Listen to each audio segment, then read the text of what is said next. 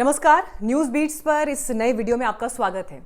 चाहे वो जून के महीने की कुल्लू की बात हो या फिर अगस्त के महीने में चाहे चंबा की बात हो, हमने हिमाचल प्रदेश के फ्लड्स के बीच आई कुछ हैरान करने वाली तस्वीरों के बहाने न्यूज बीट्स पर जो आशंकाएं, जो चिंताएं और जो सवाल वीडियो स्टोरी के जरिए उठाए थे, हमें इस बात की बेहद खुशी है कि वो बात दूर तक पहुंची है। देश की सबसे बड़ी अदालत सुप्रीम कोर्ट ने उसका संज्ञान लिया है। उस पर सुप्रीम कोर्ट ने हिमाचल प्रदेश सरकार के अलावा केंद्रीय पर्यावरण, वन और जलवायु परिवर्तन मंत्रालय, केंद्रीय जल शक्ति मंत्रालय, राष्ट्रीय आपदा प्रबंधन प्राधिकरण और राष्ट्रीय राजमार्ग प्राधिकरण को भी बकायदा नोटिस जारी किया है। हिमाचल के अलावा जहां जहां आपदा आई उन राज्य सरकारों मतलब उत्तराखंड, जम्मू कश्मीर, पंजाब की सरकारों को भी नोटिस जारी किया है सुप्रीम कोर्ट ने। जो हमारे रेगुलर व्यूअर्स हैं या जो न्यूज बीट्स के सब्सक्राइबर्स हैं और जिन्होंने हमारी स्टोरीज देखी होंगी, वो समझ ही गए होंगे कि मैं बात किन वीडियोस की कर रही हूं। फिर भी याद दिला दूं, ये सैलाब में बहते हुए स्लीपर्स, ये दरिया में तैरती हुई लकड़ियां जिन्हें हिमाचल प्रदेश के चंबा में रावी नदी बहाकर ले आई, कुल्लू जिले में ब्यास नदी बहाकर ले आई, जून में कुल्लू जिले की गडसा और सैंज घाटियों में बादल फटने और अचानक आई भयानक बाढ़ के बाद मंडी जिले के पंडोह डैम के जलाशय में बड़ी संख्या में लकड़ियों के तैरने की ये वीडियो सामने आए थे। ये बहकर आई बेशकीमती लकड़ियां पंडोह डैम में फंस गई। तो ऐसे ही स्लीपर्स अगस्त महीने की शुरुआत में कांगड़ा जिले के पौंग डैम में भी देखे गए। लोकल मीडिया की रिपोर्ट्स बता रही हैं कि वो इमारती और बेशकीमती लकड़ियां थी जो कि पौंग डैम में सड़ गईं। ये कोई मामूली घटना नहीं थी। इतनी बड़ी तादाद में लकड़ियां, उनके गट्ठर, उनके स्लीपर्स मिलना बहुत बड़ी मिस्ट्री है, जिसे हिमाचल प्रदेश में आए सैलाब ने एक्सपोज किया। समझने वाली बात यह है कि ये लकड़ियां हिमाचल प्रदेश में किसी एक जगह से बहकर नहीं आई, अलग अलग जिलों से सैलाब इनको अपने साथ बहाकर लाया। इसका मतलब यह है कि हिमाचल प्रदेश में लगभग हर जंगल में कत्लेआम चल रहा है और भयानक रूप से चल रहा है। जैसे सुपर डुपर हिट फिल्म जो हिट हुई थी पुष्पा, उसका नायक जो कि एक लकड़ी माफिया भी है, वो पकड़े जाने से बचने के लिए ऐसी तरकीब अपनाता है कि लकड़ी के स्लीपर्स को नदी में बहा देता है। तो कहीं ऐसा तो नहीं कि हिमाचल के जंगलों में भी पुष्पा राज चल रहा है? इतना तो तय है कि सैलाब में बहकर आई ये बेशकीमती लकड़ियां चीख चीख कर इस बात की गवाही दे रही हैं कि हिमाचल प्रदेश में भी कई पुष्पा घूम रहे हैं। वरना इतनी बड़ी तादाद में पेड़ों का लीगल कटान तो नहीं हो सकता। तो कौन है वो पुष्पा? ऐसे कितने पुष्पा हैं और कहां कहां हैं? लकड़ी माफिया को किन किन का संरक्षण हासिल है? अब देर सबेर हमें ऐसा लगता है इसका खुलासा होगा। इसलिए नहीं कि हिमाचल की सरकार इस मामले में सुपर एक्टिव मोड में है। हिमाचल की सुखू सरकार ने तो जून महीने में बाढ़ के साथ बड़ी तादाद में लकड़ी के स्लीपर्स बहकर आने के मामले में सीआईडी जांच बैठा दी थी, लेकिन उस जांच का क्या हुआ, इसके बारे में क्या पता चला, इस बारे में कोई डिटेल सामने नहीं आ पाई है। लेकिन अब उम्मीद बंधी है कि शायद हिमाचल के जंगलों को तबाह करने वाले ऐसे पुष्पा जल्द बेनकाब होंगे।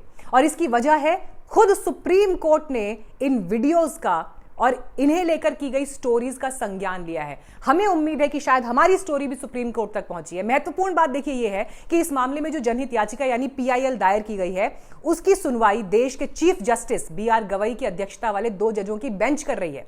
इस बेंच ने कहा कि हमने उत्तराखंड, हिमाचल प्रदेश और पंजाब में अभूतपूर्व भूस्खलन और बाढ़ देखी है। मीडिया रिपोर्ट्स में भी यह सामने आया कि बाढ़ में भारी संख्या में लकड़ियां बह रही थी। प्रथम दृष्टया ऐसा लगता है कि अवैध कटान लगातार हो रहा है। अवैध कटान। गौर करने वाली बात यह है कि सुप्रीम कोर्ट ने आपदा के पीछे अवैध पेड़ कटान को अहम कारण बताते हुए इस याचिका पर संज्ञान लिया है।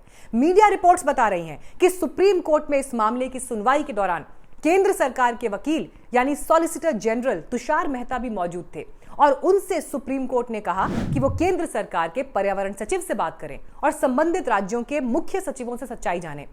मेहता ने आश्वासन दिया कि तुरंत पर्यावरण मंत्रालय के सचिव से बात करेंगे और सचिव को निर्देश देंगे कि वो राज्यों के मुख्य सचिवों से तुरंत संपर्क करें।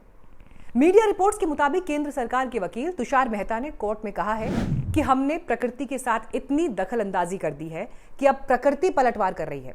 मैं पर्यावरण मंत्रालय से सचिव से बात करूंगा और वो राज्यों के मुख्य सचिवों से बात करेंगे। इसे बर्दाश्त नहीं किया जा सकता। तो देखिए, सुप्रीम कोर्ट सीरियस है। उनके निर्देश पर केंद्र सरकार भी हरकत में है। जाहिर सी बात है कि अब हिमाचल प्रदेश सरकार पर भी दबाव बनेगा। तो ऐसी उम्मीद की जा सकती है कि देर सबेर इस बात का पता तो चल ही पाएगा कि हिमाचल प्रदेश के दरिया में ये जो लकड़ियां बहकर आ रही हैं, ये किसकी कारस्तानी है? पेड़ों का कत्लेआम कौन कर रहा है और किसके द्वारा करवाया जा रहा है? ये बड़ा सवाल है। इस गुनाह में कितना बड़ा नेटवर्क शामिल है, जवाब इसका भी चाहिए। उन्हें सरकार और ब्यूरोक्रेसी में किस किस का संरक्षण मिला हुआ है, इसका भी भंडाफोड़ होना चाहिए। उम्मीद तो है कि हिमाचल के जंगलों में चल रहे उस पुष्पा राज का पर्दाफाश होगा। जंगलों का संहार करने वालों की पहचान करके अगर उन्हें दंडित नहीं किया गया तो दबाही की ऐसी तस्वीरें आती रहेंगी। न्यूज़ बीट्स पर हमने पहले भी बताया था कि हिमाचल प्रदेश से जम्मू कश्मीर और उत्तराखंड तक ये आपदा का भयानक दौर चल रहा है और इसकी वजह सिर्फ पेड़ों का बड़ी मात्रा में कटान नहीं है।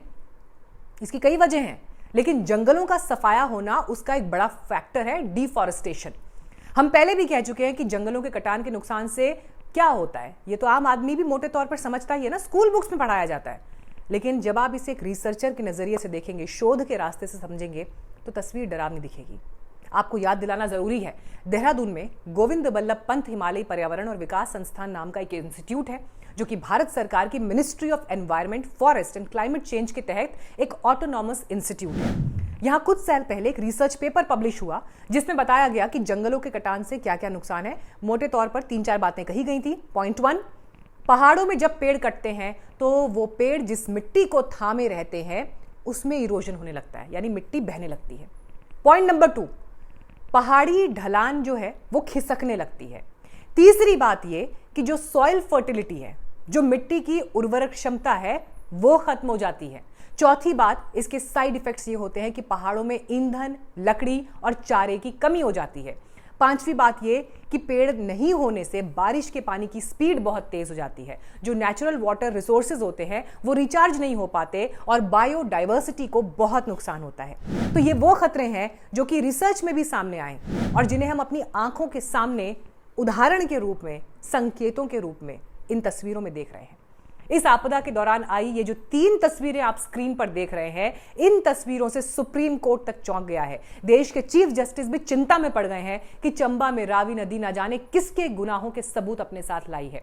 कुल्लू जिले में व्यास नदी लकड़ी माफिया के अपराध को एक्सपोज कर गई है और मंडी जिले में पंडोह डैम तो जंगल के साथ किए गए अत्याचारों के सारे सबूतों के साथ भर गया है। अपने लालच के लिए, अपने मुनाफे के लिए हिमालयी राज्यों के प्राकृतिक संसाधनों की लूट खसूट करने वाले ऐसे तमाम पुष्पा एक्सपोज होने बहुत जरूरी हैं।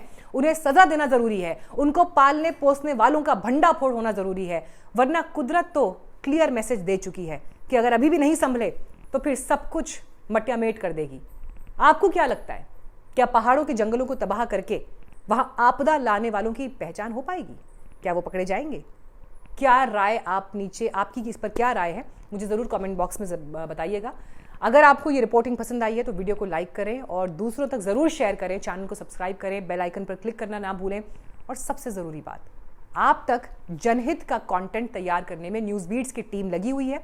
अगर आपको लगता है कि हम आप तक वो कंटेंट पहुंचा रहे हैं जो ज़रूरी है, जो बाकी लोग शायद इग्नोर कर देते हैं, बाकी प्लेटफॉर्म्स पर शायद इस तरह की खबरें नहीं हैं, अगर आपको लगता है कि ये कंटेंट बनना ज़रूरी है तो आर्थिक तौर पर भी आप हमारी मदद कर सकते हैं। नीचे स्क्रीन पर ये पट्टी लगातार चल रही है, आप किस तरह से मदद कर सकते हैं। यूपीआई का नंबर फ्लैश हो रहा है, आईडी फ्लैश हो रहा है।